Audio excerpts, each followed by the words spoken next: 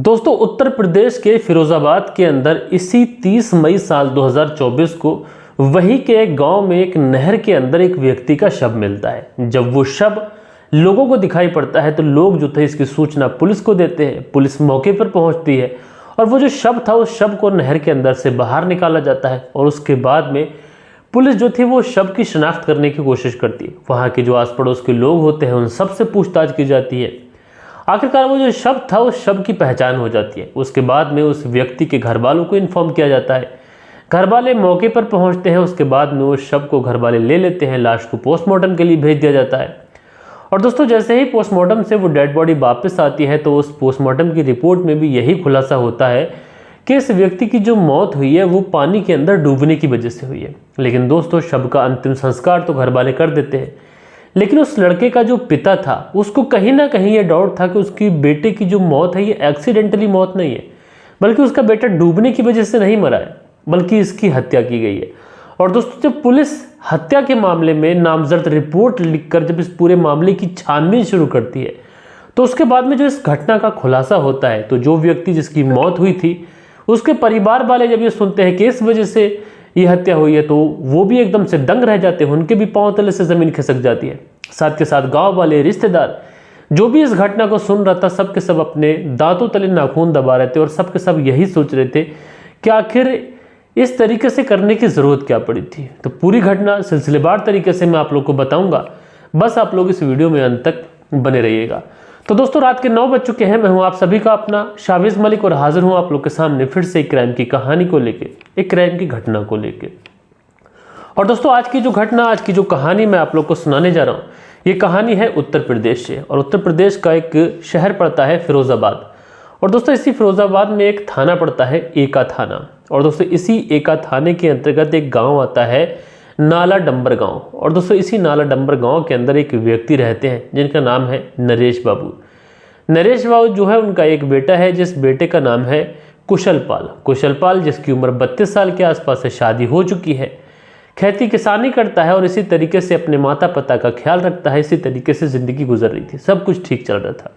लेकिन दोस्तों, उसके बाद में एक तारीख आती है 29 मई और सुबह के करीब 9 बजे के आसपास का वक्त था। 29 मई सुबह के वक्त ये जो कुशलपाल था ये अपने पिता नरेश बाबू से कहता है कि वो अभी बस घर से किसी काम के सिलसिले में बाहर जा रहा है और बहुत जल्द ही लौट आएगा। अपनी पत्नी से भी यही कहता है, माँ से भी यही कहता है। और उसके बाद में जो कुशलपाल था ये अपने घर से निकल जाता है। अब दोस्तों, कुशलपाल घर से निकल के जा चुका था और उसके बाद में इसके जो घर वाले थे वो अपने डेली की तरह जो उनका काम रहता है उस काम में लग जाते हैं।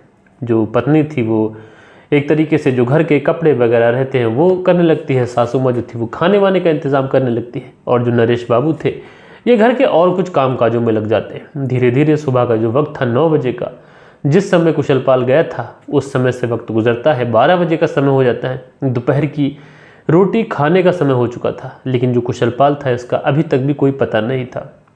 उसके बाद में जो कुशलपाल की पत्नी होती है वो कुशलपाल को फ़ोन लगाती है और जो कुशलपाल के पिता होते हैं नरेश बाबू वो भी चिंतित होते हैं।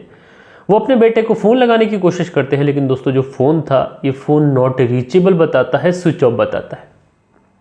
जब उनके बेटे का फ़ोन स्विच ऑफ बताता है तो वो थोड़ा सा चिंतित होते हैं, लेकिन उसके बाद सोचते हैं कि शायद उनके बेटे का फ़ोन स्विच ऑफ हो गया हो, बैटरी डाउन हो, बहुत सारी वजह है। किसी का ध्यान इस तरफ नहीं था कि उनके बेटे के साथ में कोई अनहोनी हो सकती है, इसलिए वो यही सोचते हैं कि शायद उनके बेटे का जो मोबाइल है ये स्विच ऑफ हो चुका है और बहुत जल्द ही वो लौट आएगा। दोस्तों, धीरे धीरे दोपहर का खाने का समय हो जाता है। घर वाले सारा खाना खा लेते हैं। कुशलपाल का थोड़े बहुत समय तो इंतज़ार करते हैं। उसके बाद जब उन्हें ज़्यादा भूख लगती है वो लोग खाना खा लेते हैं।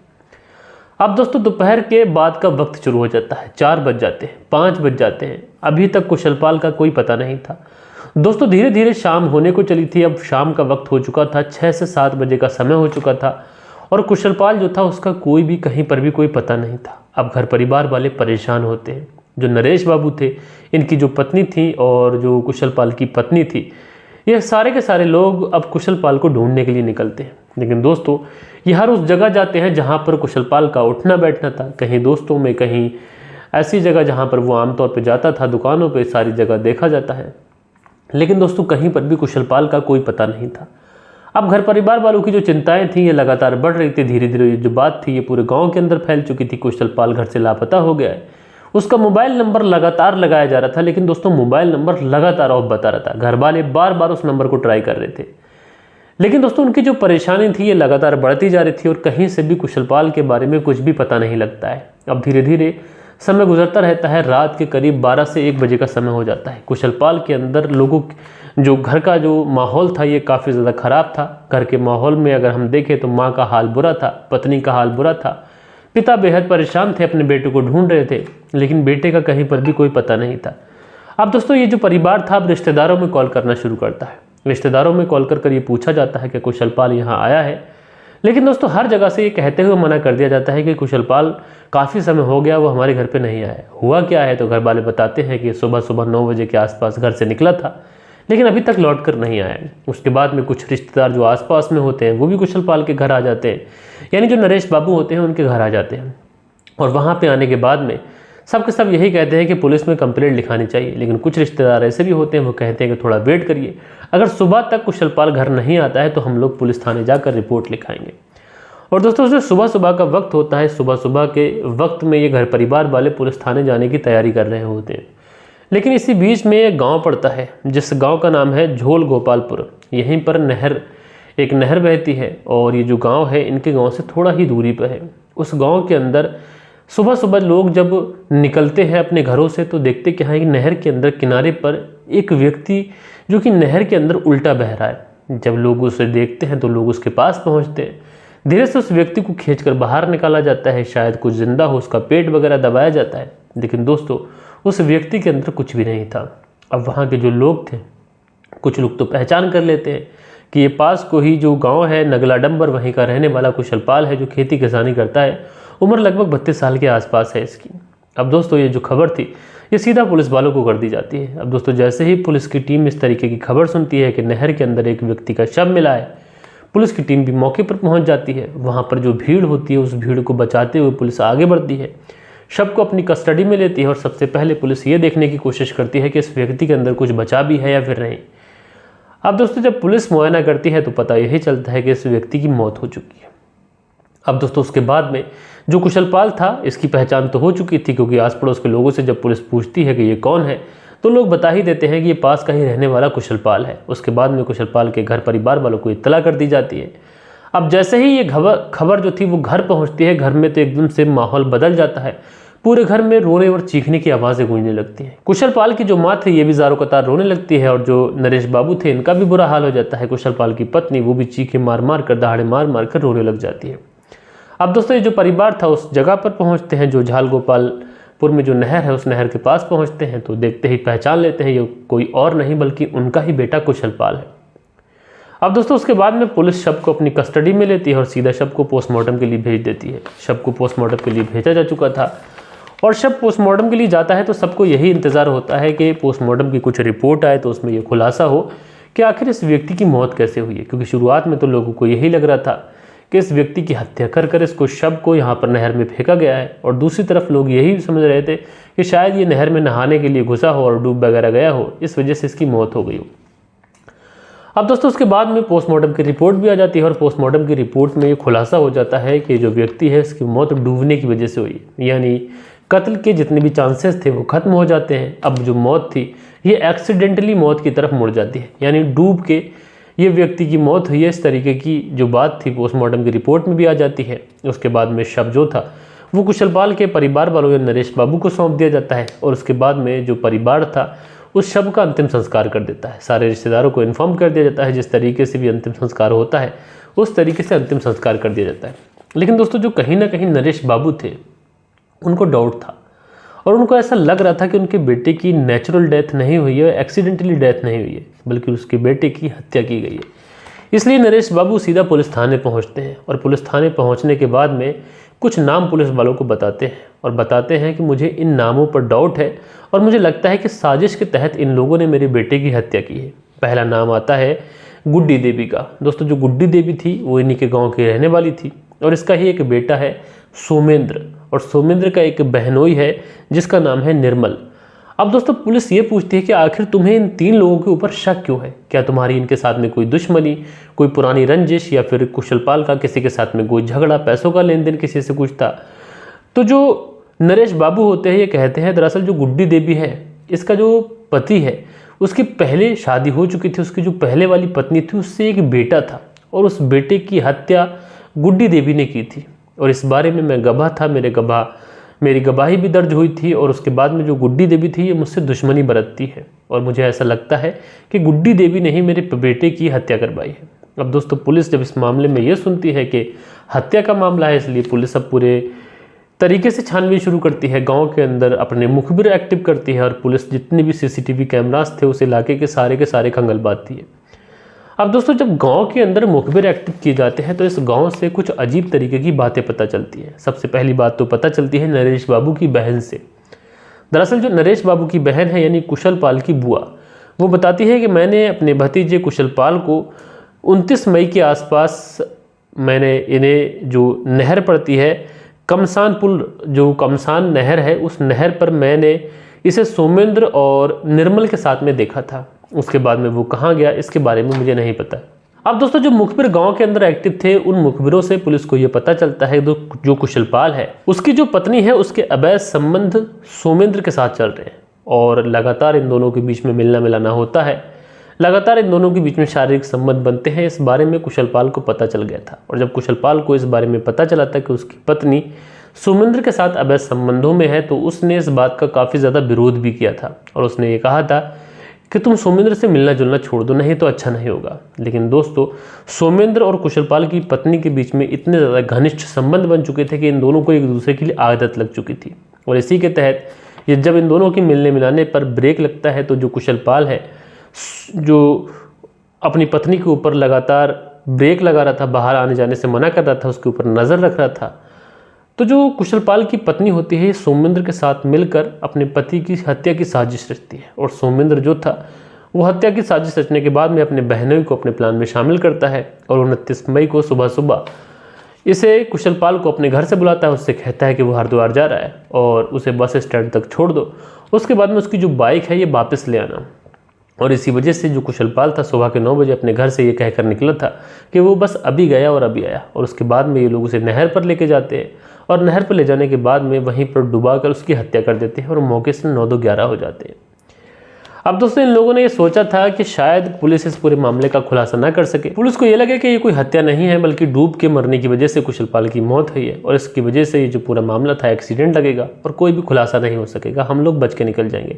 लेकिन दोस्तों ये इनकी गलतफहमी थी और पुलिस ने इस पूरे मामले का खुलासा भी किया और अब जो सोमेंद्र है उसका जो बहनोई है निर्मल और जो गुड्डी देवी है शायद इनको अब जेल की चक्की पीसना पड़ेगी। बहरहाल दोस्तों आप लोग इस पूरी कहानी को किस तरीके से देखते हैं कि अवैध संबंधों में इस किसान की कैसे जान चली गई? आप लोग अपनी राय नीचे कमेंट्स करके ज़रूर से ज़रूर बताइएगा कि सोमेंद्र की गलती है या फिर कुशलपाल की पत्नी की भी इसमें गलती है। जो भी आप लोग सोचते हैं ज़रूर से ज़रूर लिखिएगा। और दोस्तों कल के दिन आप लोग के जो भी कमेंट्स आए हैं अब वक्त होता है कि आप लोगों के कमेंट्स पढ़े जाएं। सो दोस्तों हमारे वीडियोस पे जो कल के दिन कमेंट्स आए इसमें बालेश्वर बिहारी जी हैं, लिखते हैं मलिक साहब जी नमस्कार सर जी, आप जितना मेहनत कर रहे हैं सच्ची घटना सुनाते हैं उतना लाइक कोई करता है पता नहीं, दूसरों को अगर मैं देखूं तो काफ़ी ज़्यादा लाइक मिल जाते हैं। तो दोस्तों मैंने आप लोगों से पहले ही कहा कि लोग आजकल क्या है कि फेक कहानी सुनना पसंद करते हैं और हमारी जो कहानियाँ होती हैं ये कोई फेक नहीं होती हैं। तो आप लोग को यहाँ पर बस जेन्युइन स्टोरी मिलती है। इंडियन यूट्यूबर हैं, लिखते हैं ऑलवेज ऑसम स्टोरी सर।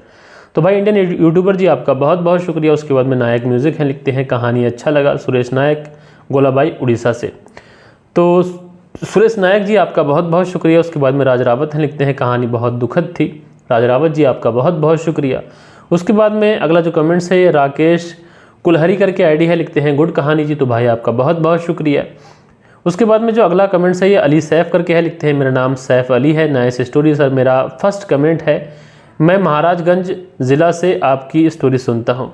तो आपका नाम है अली आसिफ जी। अली आसिफ जी आपका बहुत बहुत शुक्रिया कि पहली बार आपने हमारे चैनल पर कमेंट्स किया। मैं आपका स्वागत करता हूं और लगातार आप ऐसे ही कमेंट्स करते रहिएगा और हमारे साथ ऐसे ही जुड़े रहिएगा। उसके बाद में सुनील त्यागी जी हैं, लिखते हैं कहानी में आपकी आवाज़ और अंदाज़ बहुत अच्छा है। रेनू सुनील त्यागी श्याना बुलंदशहर से। तो आप दोनों पति पत्नी का बेहद शुक्रिया।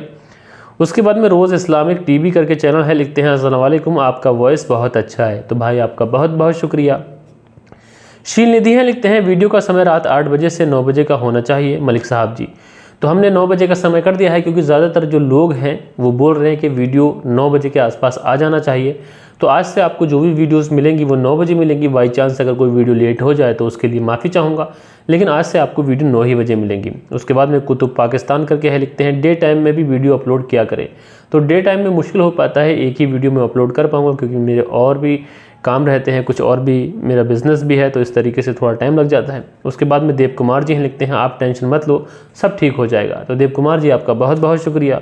उसके बाद में जो अगला कमेंट्स है ये आसिफ AS फूडी करके है लिखते हैं, मैं वेस्ट बंगाल के विलेज लोहगाची से हूँ और आप हिम्मत मत हारना, मैं डेली आपकी स्टोरी सुनता हूँ, सद्दाम हुसैन। तो सद्दाम हुसैन जी आपका बहुत बहुत शुक्रिया, आप जैसे व्यूवर्स हैं तो मुझे चिंता करने की ज़रूरत नहीं। उसके बाद में खान है लिखते हैं, खालिद भाई का दोस्त साबिर लल्ला, आतिफ लल्ला, ढकिया जुम्मा कुंदरकी मुरादाबाद से। तो भाई आप लोग मुरादाबाद से हमारी कहानी सुनते हैं, आपका बहुत बहुत शुक्रिया। उसके बाद में अगला जो कमेंट्स है ये भूमिक पटेल करके आईडी है लिखते हैं, वीडियो की लेंथ 10 मिनट से ज़्यादा नहीं होनी चाहिए। तो जैसा कुछ वीडियो ऐसी होती हैं जिसकी लेंथ ज़्यादा होती है, कुछ की कम भी होती है, तो ये तो कहानी पर डिपेंड करता है। उसके बाद में अगला जो कमेंट्स है ये अनिल सालुंखे जी का लिखते हैं, 36 साल की पढ़ी लिखी औरत ऐसा घिनौना नीच कृत्य कर सकती है तो सोचकर ही दिमाग चकरा गया। पॉक्सको एक्ट के तहत कार्रवाई हो गई है, अब जल्द से जल्द सज़ा मिलेगी, बुरा तो उस लड़के के बारे में लग रहा है। तो अनिल सालुंखे जी आपका कमेंट्स आया, आपका बहुत बहुत शुक्रिया। जुल्मी जाट करके आईडी है लिखते हैं, आपकी मर्जी हो, जो टाइम रखें साहब, मैं तो कभी भी लाइव नहीं सुनता क्योंकि टाइम नहीं मिल पाता है, तो बाद में सुनता हूँ। तो भाई आपका शुक्रिया। उसके बाद में सुबोध कुमार जी हैं लिखते हैं, dear Shavez, I hopes that people use to listen latest crime specially sex interested but actual listener lacks something expressional story may be new or old across the world, so my advice, don't get involved in new crime story, reach on old historical crime story। Subodh Kumar BSF Siliguri. तो सुबोध कुमार जी आपने बहुत अच्छी बात करी कि आजकल जो लोग हैं वो सेक्सुअल कंटेंट की तरफ ज़्यादा भाग रहे हैं। मैं ट्राई करूंगा जो आप पुरानी हिस्टोरिकल स्टोरी की बात कर रहे हैं, मेरा जो शावेज मलिक वाला चैनल है मैं उसको बहुत जल्द चालू करूंगा। अभी थोड़ा सा बिजी चल रहा हूँ, लाइफ में थोड़ी सी प्रॉब्लम्स चल रही हैं, तो उन सारी प्रॉब्लम से निपट जाऊँ, उसके बाद में उस चैनल को मैं चालू करूँगा और उस पर जितनी भी स्टोरियाँ हुआ करेंगी वो सारी की सारी हिस्टोरिकल हुआ करेंगी। तो आप लोगों से कहूँगा कि आप लोग उस चैनल को ज़रूर सब्सक्राइब कर लीजिएगा, लिंक डिस्क्रिप्शन में है।